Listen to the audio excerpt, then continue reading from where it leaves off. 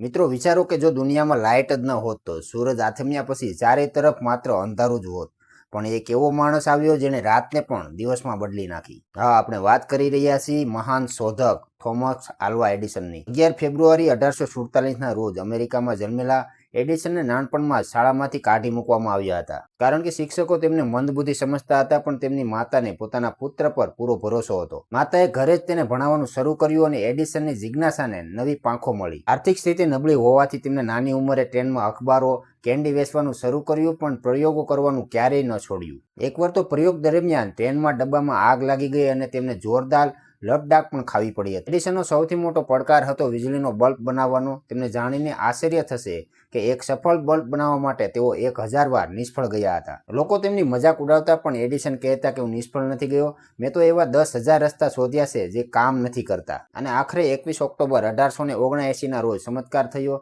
તેમણે વાંસના ફિલામેન્ટનો ઉપયોગ કરીને એવા બલ્બ બનાવ્યો જે સતત 45 કલાક સુધી ચાલુ રહ્યો. એડિસન માત્ર બલ્બ બનાવવા સુધી સીમિત ન હતા. તેમણે અવાજ રેકોર્ડ કરવાનું મશીન, ફોનોગ્રાફ અને દુનિયાનો પહેલો મૂવી કેમેરો મોશન પિક્ચર પણ બનાવ્યો હતો. તેમના નામે 1093 પેટન્ટ નોંધાયેલા છે, જે આજે પણ એક રેકોર્ડ છે. 4 ઓક્ટોબર 1931ના રોજ આ મહાન વૈજ્ઞાનિક દુનિયાને અલવિદા કહ્યું. એડિસન આપણે શીખવી ગયા કે મુશ્કેલીઓ ગમે તેટલી હોય, જો મહેનત અને આત્મવિશ્વાસ હોય તો અશક્ય પણ શક્ય બનાવી શકાય છે. જો મિત્રો તમને આ વિડીયો ગમ્યો હોય તો વિડીયોને લાઇક કરજો, શેર કરજો અને ચેનલને સબસ્ક્રાઇબ જરૂર કરજો.